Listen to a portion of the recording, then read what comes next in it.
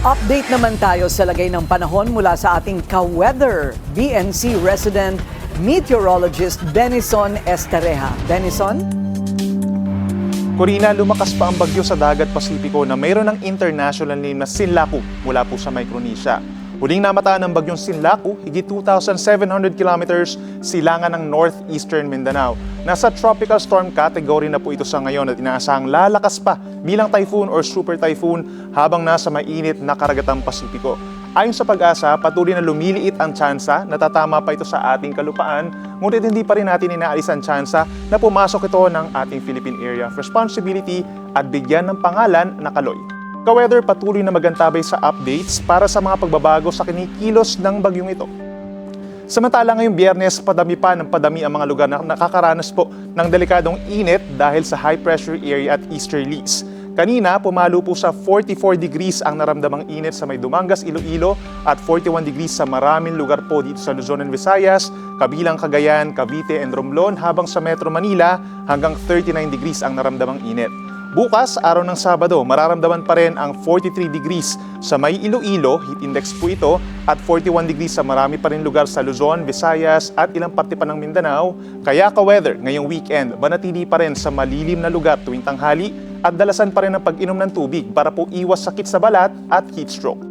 Sa weather forecast ng Pag-asa ngayong weekend, sa Luzon patuloy pa rin ang generally maaraw at maalinsangan na panahon sa umaga, subalit may aasahan pa rin pagkulimlim pagsapit po ng hapon at gabi, lalo na sa mga kabundukan ng Cordillera, Sierra Madre Mountains at dito po sa may Mindoro provinces. Kaya kung may travels po kayo, ugaliin ang pagbaon ng payong bilang panangga sa sikat ng araw at pati na rin sa mga isolated na ulan.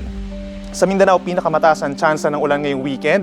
Dito po sa timog na bahagi ng Mindanao, Soc-Sargen, Davao Occidental at Davao del Sur, minsan lumalakas po ito, lalo na sa Sabado ng hapon at Linggo ng hapon dahil sa easterlies. Sa iba pang bahagi ng Mindanao, Visayas at Palawan, magpapatuloy po ang bahagyang maulap at minsang maaliwalas sa manakalangitan at kung may pag-ulan man, hindi po ito magtatagal at wala ring kinalaman sa bagyo. Tag-init or warm dry season? Check! Summer season?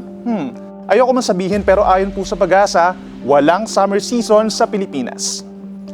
Madalas po ang bibig ng mga Pilipino ang salitang summer tuwing Abril at Mayo.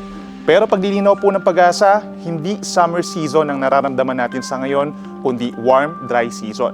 Sa tropical countries kasi na malapit sa equator kagaya ng Pilipinas, meron lamang po tayong dalawang season na tag-ulan o wet season, mula po yan Hunyo hanggang Oktubre, at tagtuyo o dry season naman mula Nobyembre hanggang Mayo.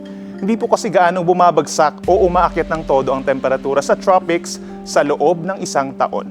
Kaiba ito sa mga lugar na nasa middle latitudes o yung mga lugar na malayo po sa equator like Japan, China, mga bansa po sa Europa, kung saan may apat po na distinct seasons.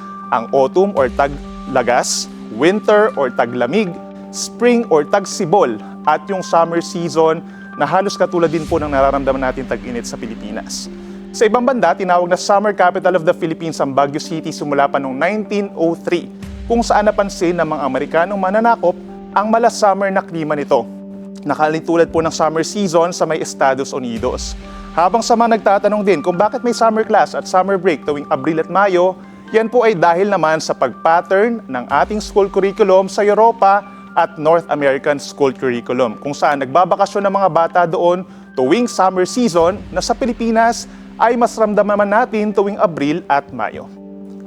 At yan muna napapanahong balita ngayong Biyernes. Ako inyong ka-weather, Benison Estareja, na nagsasabing ang swerte darating sa tamang panahon.